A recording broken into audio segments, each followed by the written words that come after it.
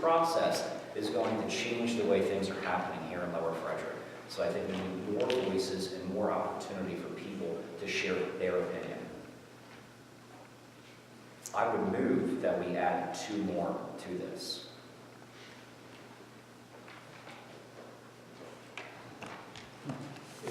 I would second that. If we could accept this tonight with that.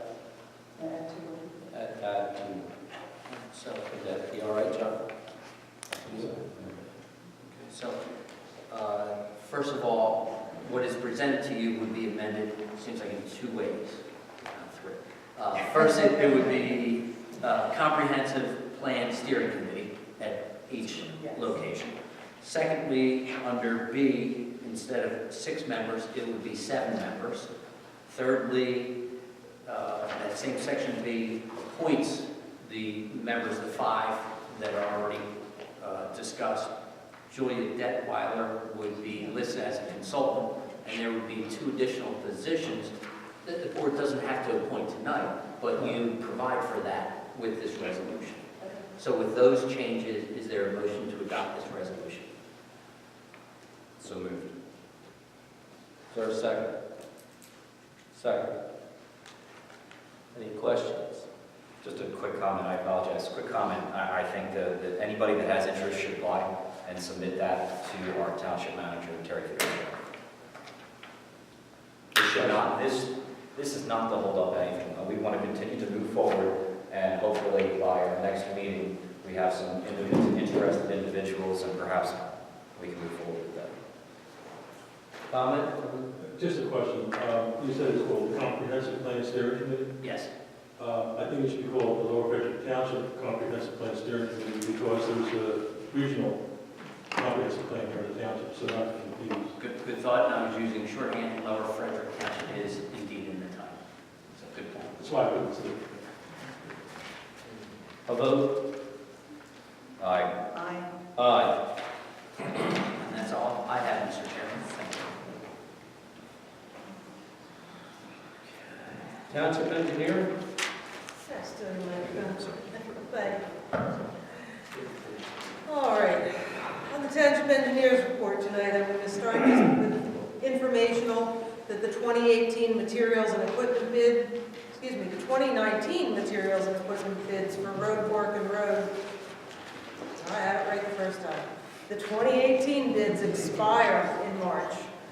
Invitations to bid are active on PennBid to secure prices for 2019 rates and materials. Those bids are due at the end of this month, February 27th, in anticipation of award at the March 5th Board of Supervisors meeting. And when are the bids going to be open? They will actually be opened electronically on February 27th. Here? Yes.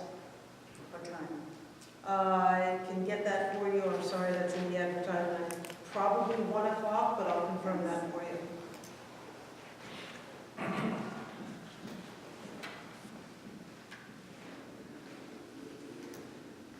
Next is about roads again, because the chip seal program is cycling back around again. The following roads are recommended for chip seal in 2019. I passed out a map to the board a little earlier tonight. It shows the roads that have been chip sealed and the ones that are planned to be chip sealed.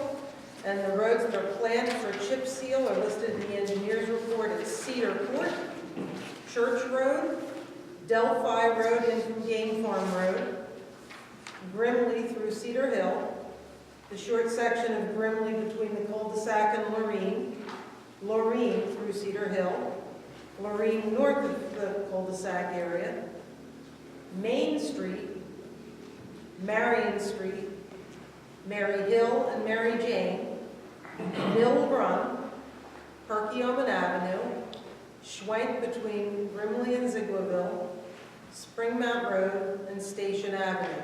That brings us a grand total of 3.47 miles of road to be chip sealed in this cycle. Based on last year's prices, that would be roughly $170,000 in work. If authorized by the board, we will develop the bid package and prepare an advertisement for chip sealing the roads for the township staff to send into the newspaper for advertising. motion for that? I'll move. Second. Any questions? Questions from the vote? Aye. Aye. Aye. Thank you. The next item on my report is about Swamp Creek Road. Replacement of an undersized culvert on Swamp Creek Road would be eligible for 2019 funding from the local roads program that's administered by the County Conservation District. But because of the size of the watershed, DEP permitting would be required. And this is an item that I reported on back in December. We received a complaint about a cross pipe about 1,100 feet east of the township boundary line, just west of the address 112 Swamp Creek Road. And that property owner was reporting about that pipe over the road overflowing frequently and questioned if the pipe size was adequate. I prepared a report back in December where that was analyzed, and that pipe doesn't even carry a 2-year storm. We need 3 of them to carry a 10-year storm, and that's usually the minimum storm we design the local roads to. So we met with the County Conservation District. They said this would absolutely be eligible for their local roads program, much like the township did on Pratt's Road a few years ago. But to get there would be DEP permitting required, and they need a plan that goes out, a plan for the work and a full design. So, upon authorization from the board, we begin the work to obtain the DEP permitting for the project. The work includes survey, wetlands delineation, engineering design of the structure, and preparation of the permit applications. And at municipal time and material rates, I anticipate the work will not cost more than $7,000 unless there's a PIND problem, Pennsylvania National Diversity Index. If there was some sort of an unanticipated problem or unanticipated easement work, I'd be coming back to the board to talk about it. So that's Swamp Creek Road. So just to clarify, that's $7,000 the township would have to spend, but do you believe that the money for the work would come from?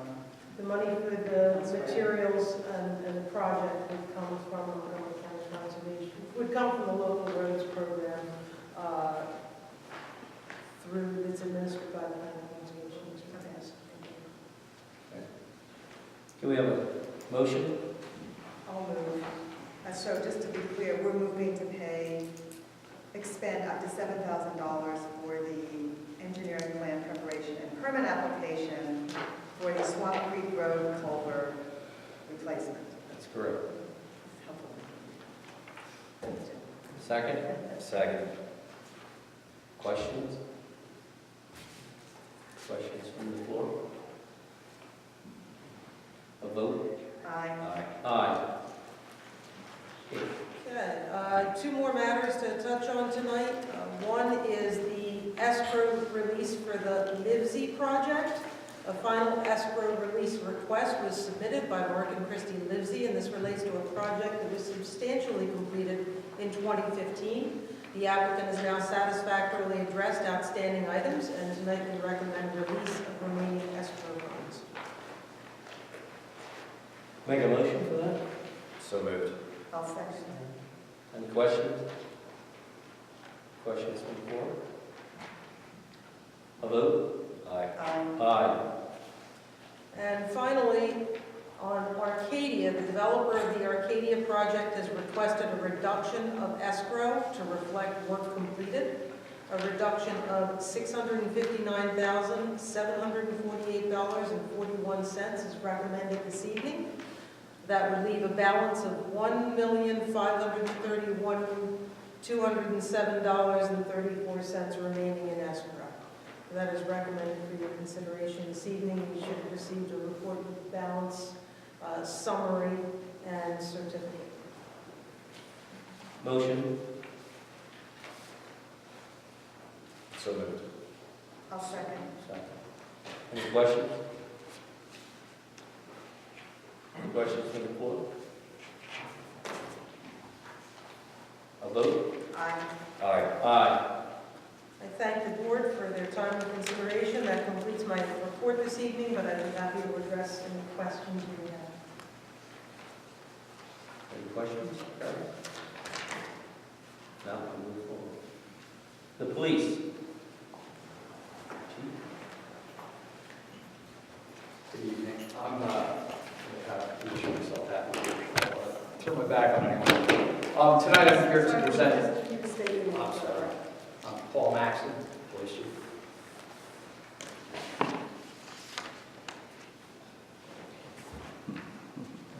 I think I can project back in there. I'm here tonight to present to the board the completion of a traffic study that was done. We had hoped to get this towards the end of 2018, excuse me, but we ran into some complications, so we have just completed the study. The dates of the study were January the 11th, 2019 through January the 18th, 2019, which is 7 days, which is recommended and preferable under the guidelines set forth with conducting such a study. Basically, what we were looking for is we were looking for traffic volume, particularly on Grimley Road. This is going to be just prior to coming to the intersection of Goshen. The purpose is because there was some requests made to the board for the consideration of maybe multiple stop signs. As we've discussed several times in the past, there was criteria which we were required by law to follow.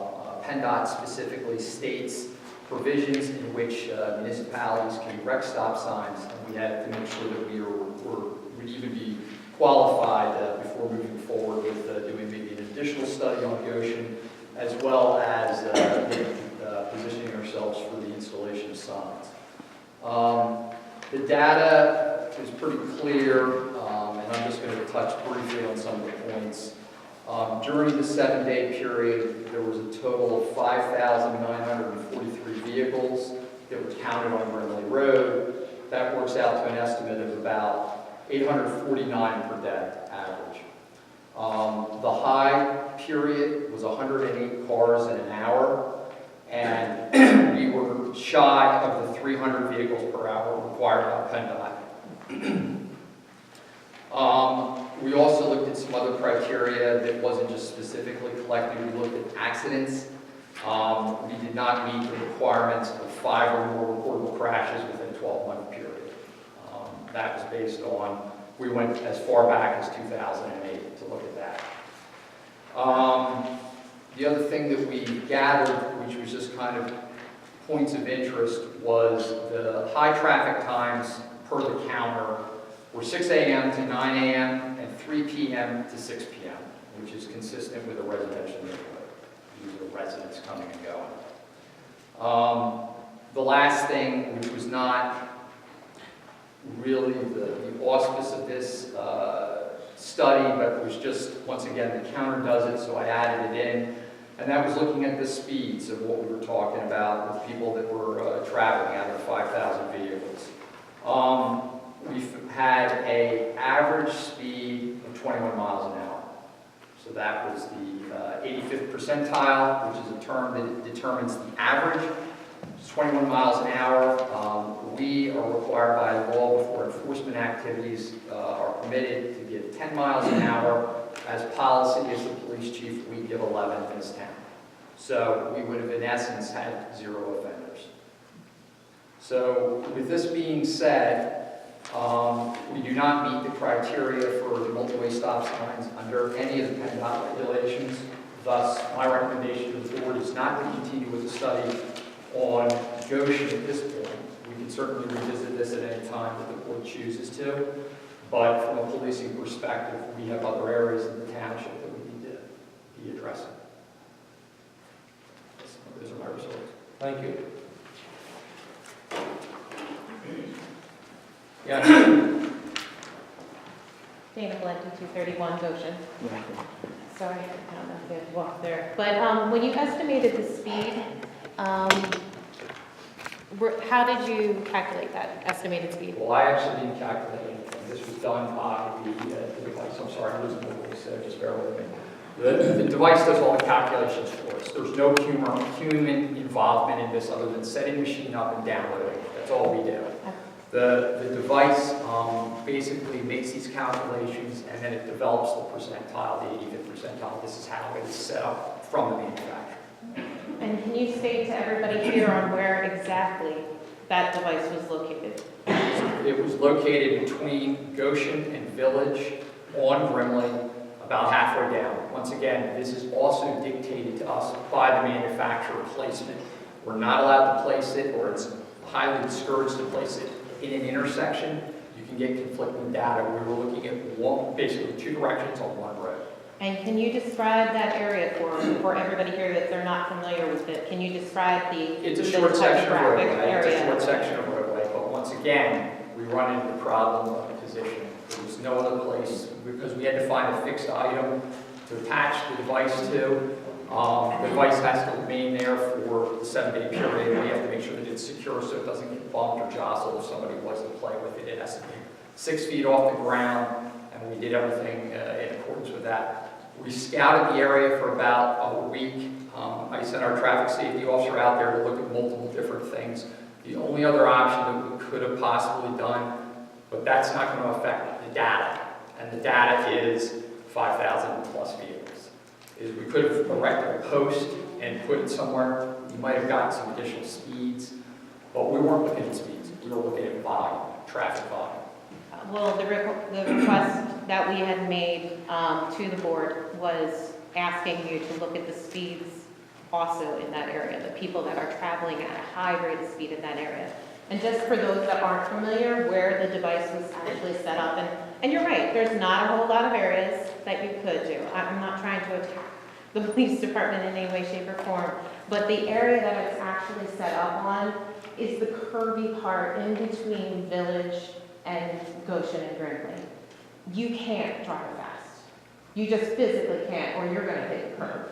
It is a very sharp, wavy area. It's actually where the box was set up, was right outside of the last group of homes that are part of the HOA. So the concern was the traveling of the high rate of speed of those individuals that are coming down Grimley Road there, from like Lorraine up towards Zieglersville, that wrap around there. And you're right, you would have had to put a post up or something to be able to capture that. And you may have not had all the information that we were requesting when you established that, but we were looking at the speed. For the purposes of the stop sign, to determine whether we were going to qualify for this stop sign, we were going to need the accidents, which we don't have. Right. Or we were going to need the volume of 300 per hour. We're not even remotely close. Does Village Drive have those requirements? Everyone does. I mean, if we wanted to put a stop sign any place, we would have to do that. If we wanted to propose to erect it. So the stop signs that were put on Village Drive met those requirements? No, they did not. And we've talked about this. Right. Those stop signs did not. And that's why we don't enforce. But yet the board chose to move forward with placing those stop signs? No, this board didn't choose to. Well, not this specific board, but And that's a prior to board my of tenure lower- here, so I'm not even gonna get into that, because I don't know what happened. I got here, we addressed it, we looked at it, we're not legal, we got a legal opinion, they're not gonna be enforced, that's the end of it. It's just concerning. Well, And- I share, and I sympathize with you, but at the end of the day, if that is not there, I can't create it. We can't make it fit what you want. It's not gonna I'm happen. not asking for that, but Well, I'm it seems asking. like you are.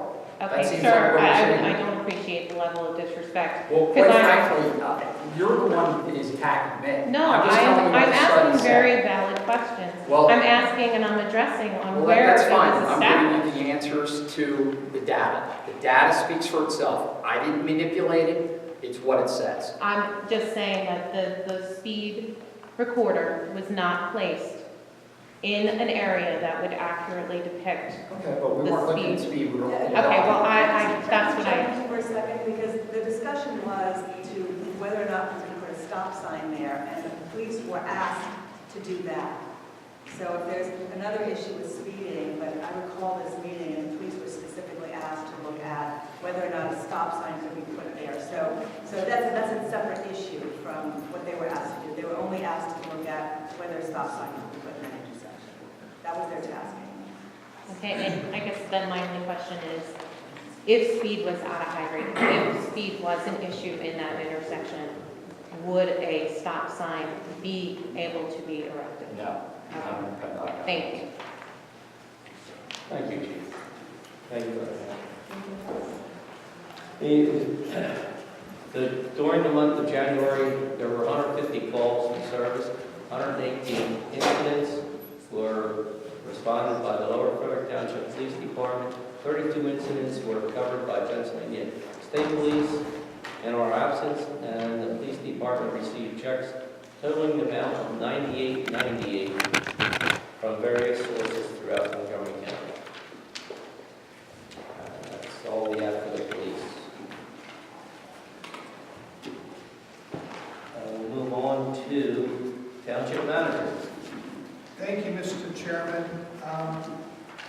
We have been in contact with the Montgomery County Board of Elections to establish what this year's ballot will be looking like, particularly as it relates to the supervisor position. And I want to let everybody know what is going to be on the ballot. I want to make sure that we got it right.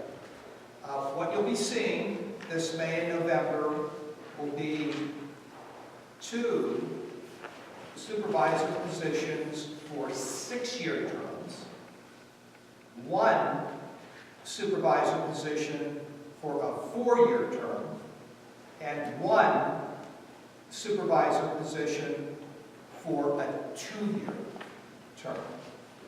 So I just present that to everyone to make sure that that's consistent with everyone's understanding. Are we good? Yep. Okay, great. The next item, the videotaping. The board tasked me at the last township meeting to see if we can get some folks in here to videotape. I did meet with the company yesterday. They will get us a proposal in the next few days. And tomorrow I'll be meeting with the representatives of the school system to see if the school can help us with that. So by our next township meeting, I'll have a report for you. Thank you. And finally, just a quick update on the noise, the sanitary sewer plan. At the last township meeting, the board hired R&M Equipment to do a noise study. Last week, they were out at the plant, and again on Monday, they took tests both in the morning and evening. And once again, I expect we'll have a report, a final report for the Board of Supervisors and the public at your next township meeting. Thank you. Public Works. Just here for moral support. Guess you didn't do no work, did you? I'm not. Thank you, Tom. Planning Commission.